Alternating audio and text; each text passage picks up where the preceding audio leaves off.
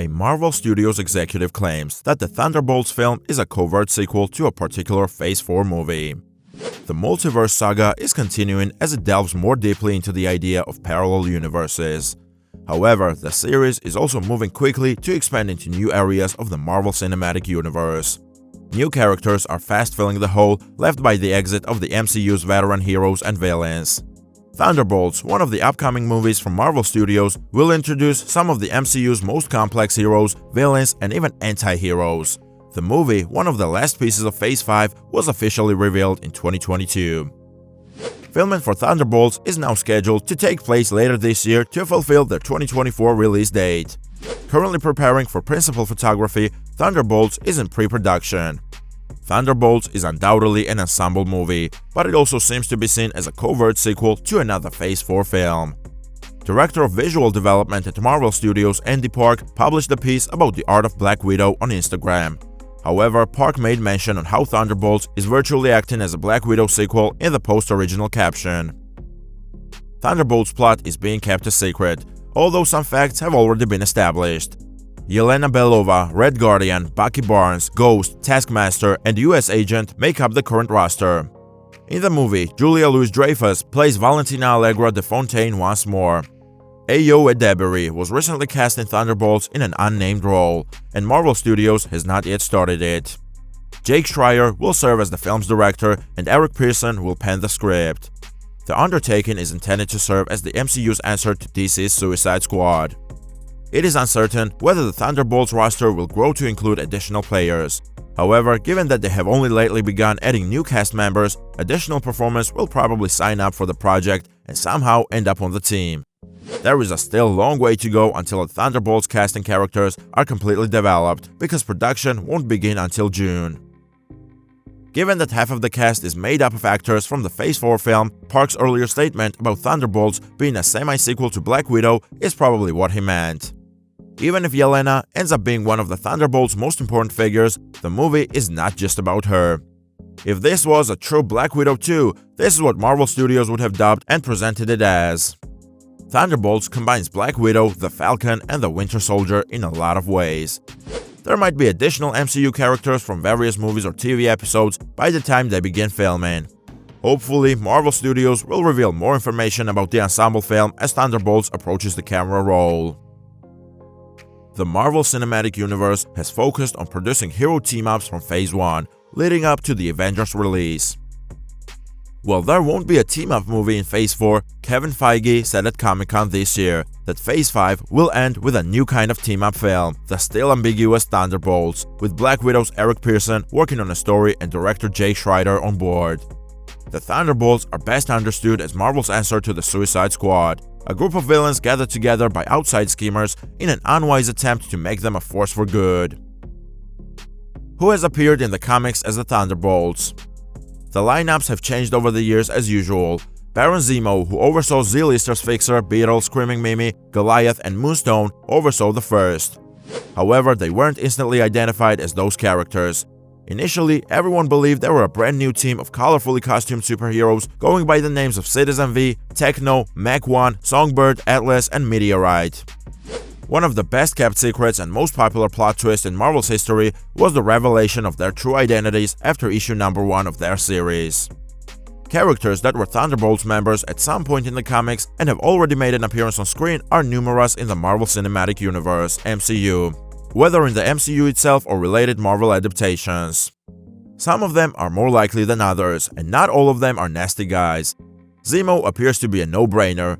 After 16 years since our last encounter with Emil Abomination Blonsky, Tim Roth is poised to return to She-Hulk, which may be crucial.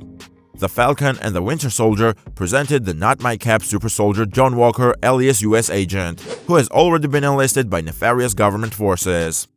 This might be an opportunity to use some of those Netflix bad guys who are still alive and frequently seem to be set up for future antiques, especially with Daredevil continuing in his upcoming Born Again series. How did the Thunderbolts come to be?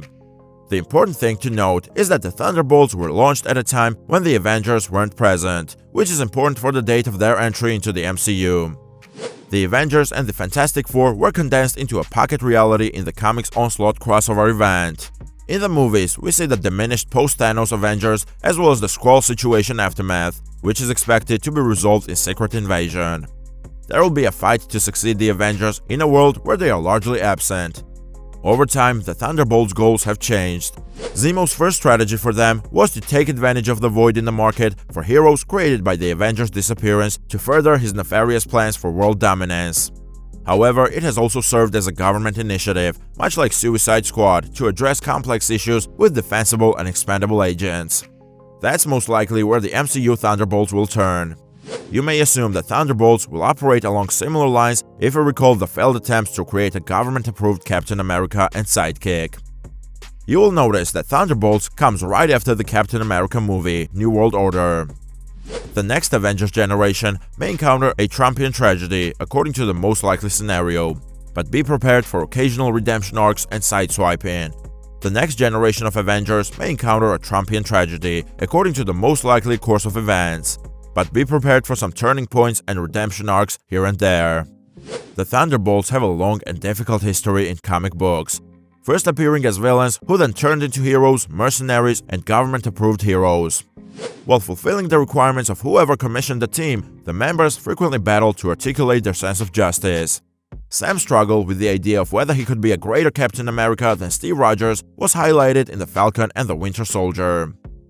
Sam's conviction will probably be put up against General Ross in the struggle between Captain America, New World Order, and Thunderbolts, weighing what's best for the United States rather than merely the global community that Sam also supports.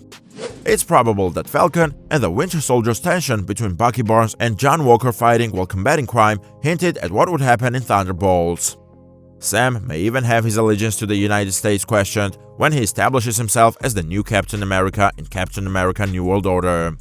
The United States, like all other nations, will need to defend itself, strengthen its defenses, and potentially even finish General Ross's Red Hulk metamorphosis, given the new dangers and supervillains that are coming into play. In addition to Thunderbolts, it has been widely reported that Marvel is busy laying the groundwork for upcoming projects focused on the Midnight Suns and the Young Avengers. With that in mind, it currently looks quite likely that Thunderbolts is just one of several new crossover projects in development, all of which may concentrate on the creation of new superhero teams within the MCU. If that's the case, then it appears like Marvel may have finally found a solution to one of its major difficulties, which have been the studio's failure to give all of the MCU's heroes and villains their due. Marvel will have a lot easier time highlighting the different protagonists and antagonists of the MCU if they are all members of their respective superhero teams, even though the company may still be unable to produce solo films for all of its characters. It would be far simpler to manage the MCU's expanding cast if its characters were divided into groups like the Thunderbolts, the Midnight Suns, the Young Avengers, and the Avengers. In actuality, a trilogy of films centered on the Thunderbolts, Young Avengers, and Midnight Suns would provide Marvel the ability to highlight nearly all of the MCU's important characters without having to worry about developing solo films for each of them. When you consider it from that angle, a film like Thunderbolts appears to be a vehicle for Marvel to establish a new franchise for itself, as well as one that will enable the company to unite several of its characters under one roof.